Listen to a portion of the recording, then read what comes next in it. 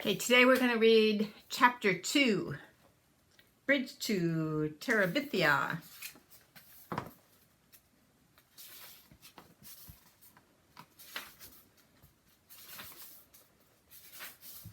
Lesli Burke. Ellie and Brenda weren't back by 7. Jess had finished all the picking and helped his mother can the beans. She never canned except when it was scalding hot anyhow, and all the boiling turned the kitchen into some kind of hellhole.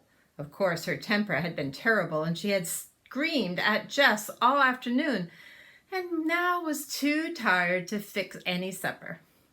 Jess made peanut butter sandwiches for the little girls and himself, and because the kitchen was still hot and almost nauseating full of bean smell, the three of them went outside to eat. The U-Haul was still out by the Perkins place. He couldn't see anybody moving outside, so they must have finished unloading. "I hope they have a girl, 6 or 7, said Maybelle. "I need somebody to play with." "You got Joyce Ann." "I have Joyce Ann. I hate Joyce Ann. She's nothing but a baby." Joyce Ann's lip went out. They both watched it tremble, and her pudgy little body shuddered, and she let out a great cry. "Who's teasing the baby?" his mother yelled out the screen door. Jess sighed and poked the last of his sandwich into Joyce Ann's open mouth. Her eyes went wide, and she clamped her jaws down on the unexpected gift. Now maybe he could have some peace. He closed the screen door gently as he entered and slipped past his mother, who was rocking herself in the kitchen chair watching TV. In the room he shared with the little ones, he dug under the mattress and pulled out his pad and pencils. Then, stomach down on the bed, he began to draw. And there's a picture of him drawing. Jess drew the way some people drink whiskey. The piece would start at the top of his muddled brain and seep down through his tired and tensed-up body. Lord, he loved to draw. Animals mostly. Not regular animals like Miss Bessie or the chickens, but crazy animals with problems. For some reason, he liked to put his beast into impossible fixes. This one was a hippopotamus just leaving the edge of a cliff, turning over and over. You could tell by the curving lines in the air toward the sea below, where surprised fish were leaping goggled eyes out of the water. There was a balloon over the hippopotamus, where his head should have been, but his bottom actually was. "Oh," it was saying, "I seem to have forgotten my glasses." Jessie began to smile. If he decided to show it to Maybelle, he'd have to explain the joke, but once he did, she would laugh like a live audience on TV. He would like to show his drawings to his dad, but he didn't dare. When he was in 1st grade, he told his dad that he wanted to be an artist when he grew up. He thought his dad would be pleased. He wasn't. "What are they teaching you in that damn school?" he asked them. "Bunch of old ladies turning my only son inside some kind of a..." He had stopped on the word, but Jess had gotten the message. It was one you didn't forget, even after 4 years. The devil of it was, none of his regular teachers ever liked his drawings. When they'd catch him scribbling, they'd screech about wasted time, wasted paper, wasted ability. Except Miss Edmonds, the music teacher. She was the only one he dared show anything to. And she'd only been at school for 1 year, and then only on Fridays. Miss Edmonds was one of his secrets. He was in love with her. Not the kind of silly stuff like Ellie and Brenda giggled about on the telephone. This was too real and too deep to talk about, even to think about very much. Her long, swishy black hair and blue eyes. She could play the guitar like a regular recording star. And she had this soft, floaty voice that made Jess squish inside. Lord, she was gorgeous, and she liked him too. One day last winter, he had given her one of his pictures, just shoved it into her hand after class and run. The next Friday, she asked him to stay a minute after class. She said he was unusually talented. She hoped he wouldn't let anything discourage him, but would keep it up. That meant, Jess believed, that she thought he was the best. It was not the kind of best that counted either at school or at home, but it was a genuine kind of best. He kept the knowledge of it buried inside of him like a pirate treasure. He was rich, very rich, but no one could know about it now except his fellow but no one could know about it now except his fellow outlaw, Julia Edmonds. Sounds like some kind of hippie, his mother had said when Brenda, who had been in 7th grade last year, described Miss Edmonds to her. She probably was. Just wouldn't argue that. But he saw her as a beautiful wild creature who had been caught for a moment in that dirty old cage of a schoolhouse, perhaps by mistake. But he hoped, he prayed, she'd never get loose and fly away. He managed to endure the whole boring week of school for that 1/2 hour on Friday afternoon when they'd sit on the worn-out rug of the floor of the teacher's room. There was no place else in the school for Miss Edmonds to spread out all her stuff, and sang songs like My Beautiful Balloon, This Land is Your Land, Free to Be You and Me, Blowing in the Wind, and because Mr. Turner, the principal, insisted, God Bless America. Miss Edmonds would play her guitar and let the kids take turns on the auto harp, the triangles, cymbals, tambourines, and bongo drum. Lord, could they ever make a racket? All the teachers hated Fridays, and a lot of the kids pretended to. But Jess knew what fakes they were, sniffing hippie and peacenik. Even though the Vietnam War was over, it was supposed to be okay to go to like peace. The kids would make fun of Miss Edmonds' lack of lipstick or the cut of her jeans. She was, of course, the only female teacher anyone had ever seen in Lake Creek Elementary wearing pants. In Washington and its fancy suburbs, even in Millsburg, that was okay. But Lake Creek was the backwash of fashion. It took them a long time to accept that everyone could see their TV and was okay anywhere else. Oh, by their TVs, it was okay everywhere else. So the students of Lock Creek Elementary sat at their desk all Friday, their hearts thumping with anticipation as they listened to the joyful pandemonium pouring out from the teacher's room, spent their allotted half hours with Miss Edmonds under the spell of her wild beauty and the snare of her enthusiasms, and then went out and pretended that they couldn't be suckered by some hippie in tight jeans with makeup all over her eyes but none on her mouth. Just kept his mouth shut. It wouldn't help to try to defend Miss Edmonds against their unjust and hypocritical attacks.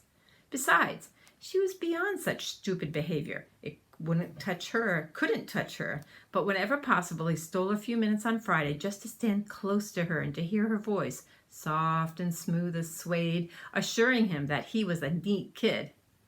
We're alike, Jess would tell himself, me and Miss Edmonds. Beautiful Julia. The syllables rolled through his head like a ripple of guitar chords. We don't belong at Lark Creek, Julia and me. You're the proverbial diamond in the rough, she said to him once, touching his nose lightly with the tip of her electrifying finger.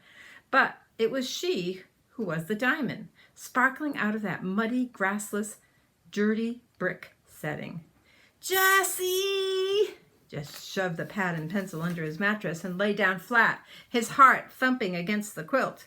His mother was at the door. You milk yet? He jumped off the bed. Just going to. He dodged around her and out, grabbing the pail from beside the sink, and stood from beside the door before she could ask him what he'd been up to. Lights were sinking out from all of the 3 floors of the old Perkins place. It was nearly dark. Miss Bessie's bag was tight, and she was fidgeting with discomfort. She should have been milked a couple of hours ago. He eased himself onto the stool and began to tug. The warm milk pinged into the pail. Down on the road, an occasional truck passed by with its dimmers on. His dad would be home soon, and so would those cagey girls who managed somehow to have all the fun and leave him and their mother with all the work. He wondered what they bought with all their money. Lord, what he wouldn't give for a new pad of real art paper. And instead of those marking pens, color pouring out onto the page as fast as you could think it. Not like a stubby school crayon you had to press down on until somebody bitched about you breaking them. A car was turning in. It was the Timmonses. The girls had beat Dad home. Jess could hear their happy calls as the car doors slammed. Mama would fix them supper, and when he went in with the milk, he'd find them all laughing and chattering. Mama even forget she was tired and mad. He was the only one who had to take that stuff. Sometimes he felt so lonely among all these females. Even the one rooster had died and hadn't yet gotten another. With his father gone from sunup until well past dark, who was there to know how he felt? Weekends weren't any better. His dad was so tired from the wear and tear of the week and trying to catch up around the place that when he wasn't actually working, he was sleeping in front of the TV. "Hey, Jessie! Maybelle!" The dumb kid wouldn't even let you think privately. "What do you want now?" He watched her shrink 2 sizes. "I got something to tell you." She hung her head. "You ought to be in bed," he said huffily, mad at himself for cutting her down. "Ellie and Brenda come home." Came home. Why couldn't he quit picking on her? But her news was was too delicious to let him stop by sharing it. "Ellie bought herself a see-through blouse, and Mama's throwing a fit."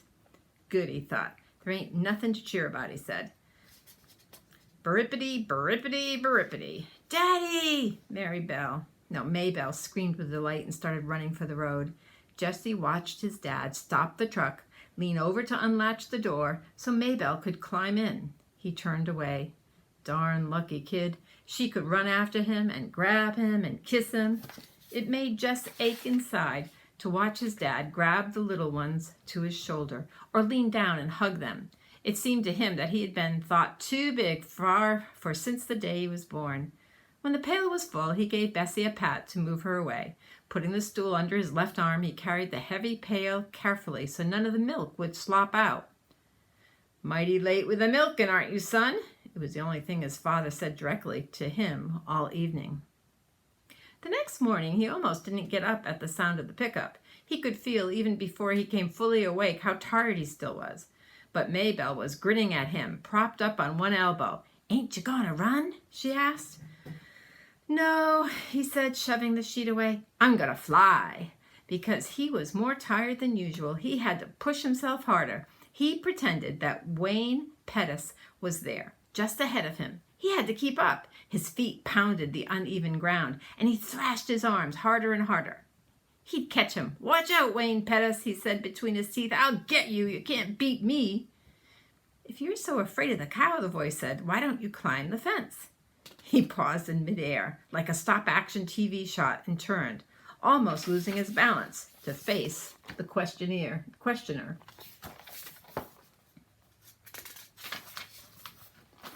Who was sitting on the fence nearest the old Perkin place, dangling his bare brown legs. The person had jaggedly brown haircut close to his face and wore one of those blue undershirt-like tops with faded jeans cut above the knees. He couldn't honestly tell whether it was a girl or a boy.